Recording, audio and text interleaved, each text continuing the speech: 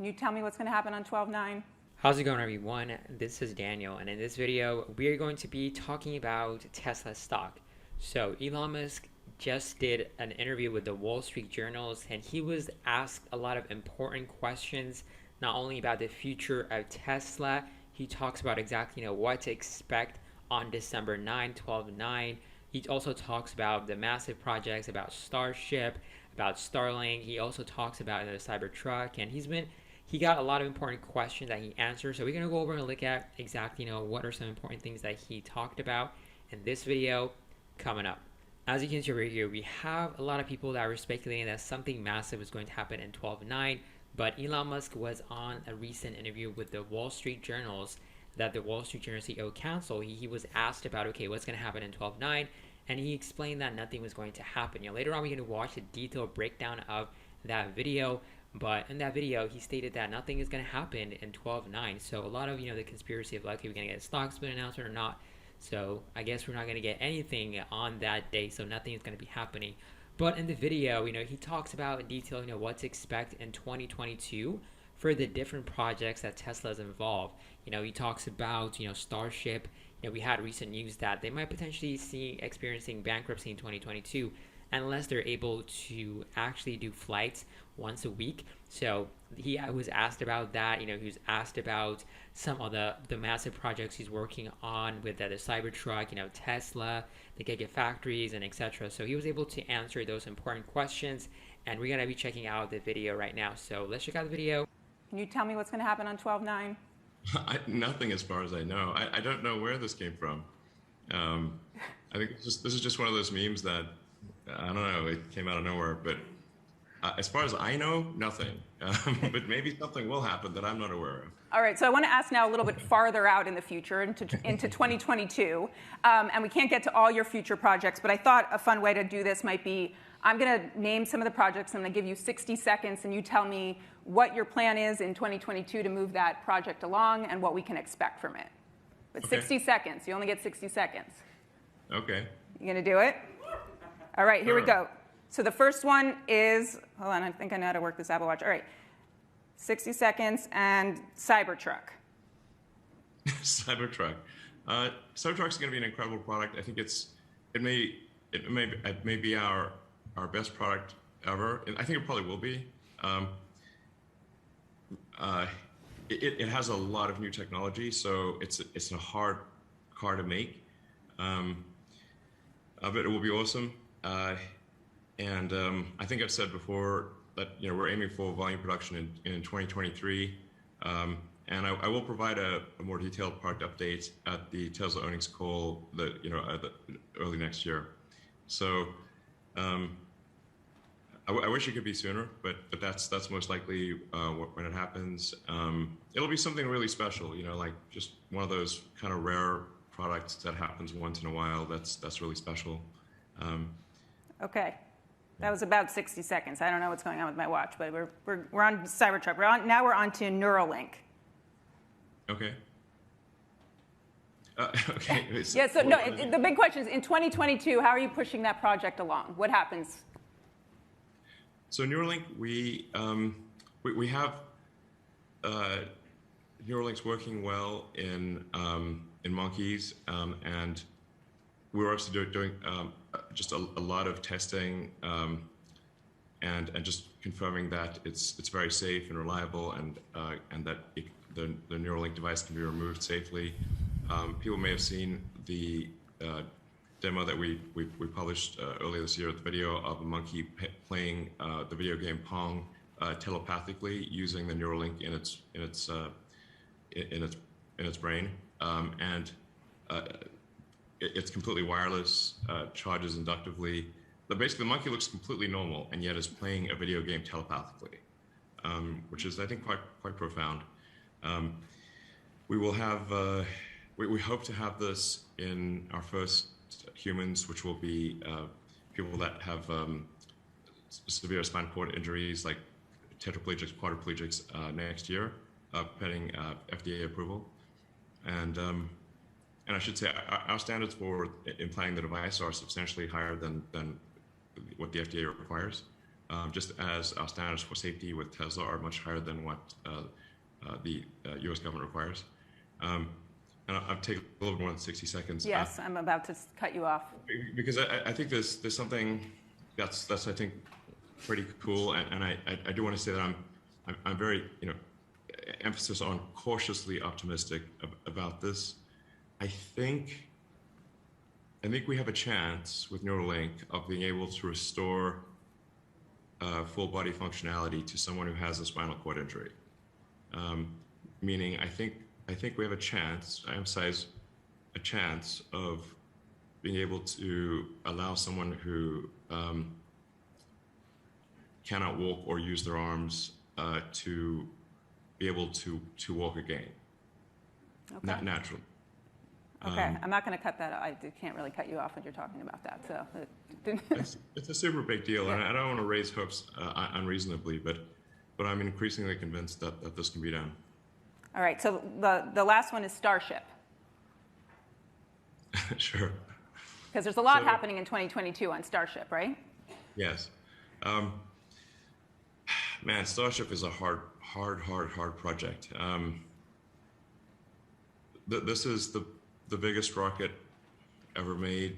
It will have a thrust and mass double that of a Saturn V, which is the largest rocket to reach orbit, and is intended to be fully and rapidly reusable.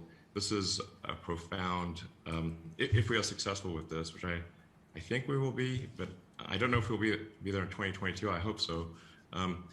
This is a profound revolution in access to orbit.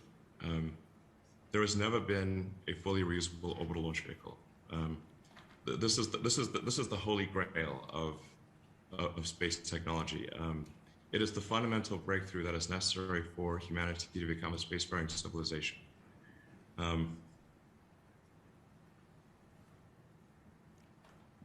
This absorbs more of my mental energy than probably any other single thing. But it is so preposterously difficult that there are times where I wonder whether we can actually do this. But if you had to summarize very quickly, what is so hard about it for just a normal person to understand? What is so hard about it? Well, this will take a lot more than 60 seconds, but... But now I'm so interested. Okay, well... Oh, no. Okay, okay. I am overdue for doing a Starship update. We live on a planet where the gravity is actually very strong. We actually live on the densest planet in the solar system. Our atmosphere is very thick, and what this comes down to is that a typical orbital rocket might be able to put about 2% of its liftoff mass into orbit. And then this is with smart people trying hard, maybe 2.5%. And no rocket, to the best of my knowledge, has ever gotten above 4% of its liftoff mass to orbit. Now, in order to make a rocket fully reusable, you've got to basically create a rocket that can do about 4%, if not more than 4%, of its liftoff mass to orbit, which hasn't happened before. So that means you have to have basically A+ across the board, incredibly efficient engines, incredibly efficient structure. You do need scale because there are some efficiencies of scale. That's part of why Starship is so gigantic. Because, for example, the brain of the rocket really weighs about the same if it's a small rocket or a big rocket. So with a big rocket, you get to have the avionics be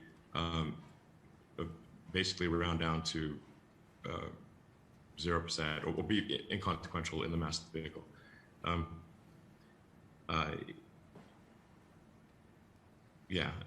you need to make an incredibly light heat shield. And just there's so many things that need to be done to have both the booster and the or stage or ship be reusable. Insanely difficult. It's not like many super smart people have tried to do this before, and no one has succeeded. And most of the time, they've just given up partway through. But if full and rapid reusability can be achieved, it reduces the cost of access to orbit by a factor of 100 or more. So more of it's us just could go eventually. Yeah, it's like an aircraft. Imagine if an aircraft or a car or any form of transport was not reusable. Imagine if you had to buy a new plane every time you flew. That would make air flight insanely expensive, or a car. If you had to get a new car every time you drove somewhere, that would be unbelievably expensive, as opposed to simply refueling it. So we've got to get rockets to the point where we simply refuel the rocket and we don't throw it away. And with Falcon 9, we've managed to make the booster reusable and the fairing, the nose cone reusable, but not the upper stage. So we've made I think the most progress in reusability that has ever been done. But with Starship, we're hoping to make the whole thing reusable. This is profound. Like I said, it is the difference between humanity being a single planet species and a multi-planet species. It's really that big of a deal. All right, well, Elon, they're running the clock down on me, so I want to ask you one last question, and we'll try to go to at least one or two audience questions. I wanted to ask you a little bit about humor. You're a pretty funny guy. You show it on Twitter a lot. You've hosted SNL. And I'm wondering how that plays into your management style. I mean, would your coworkers say you're funny? Is this something you're sort of bringing to the office now? Is it helped with managing your teams? I mean, I think I'm funny. I find my jokes funny. I don't know. I guess I do. I mean, I do crack a lot of jokes. They don't all land, but I am aspirationally, aspirationally funny. Yeah. I mean, we try to have a good sense of humor at the office too. Okay. I think yeah. I also wanted to ask that lately on Twitter, and you've been poking fun at people for their age quite a bit. And I wanted to have a sense of, do you not plan to age? And what is your, how are you combating aging? Is there some secret technology we don't know about that you've got? I am not aware of any secret technology to combat aging, and I mean, I don't know that we should really try to live for a super long time. I think there is it is important for us to die because, most of the times people don't change their mind; they just die. And so if we live forever, then we might become a very ossified society where new ideas cannot succeed. So, but I'm not poking fun at aging. I'm just saying, if we've got people in very important positions that have to make decisions that are critical to the security of the country, then they need to have sufficient presence of mind and cognitive ability to make those decisions well, because the whole country's depending on them. Mm-hmm. Well, I thought you might say psychedelics were your way of not aging, but I would like to just go if anyone's got one or two questions for this guy. I don't think dropping acid makes you age less. So I think drugs probably make you age more, not less. But, all right. Okay. Well, Elon, thank you so much for being with us here tonight. Oh, there is a question. Sorry, I did not see any hands up. Thank you. Baldas from BGD Holdings. I'd be very interested.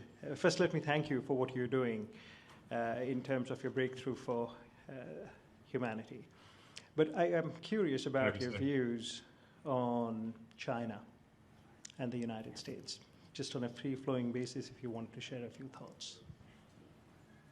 Yeah, I mean, I think we're at an interesting point in history where the United States has been the world's largest economy for as long as anyone can remember.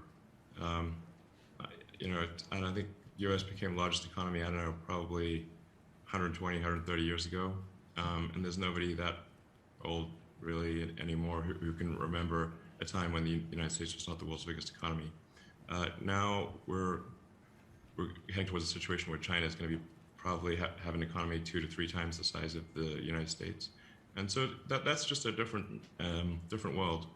I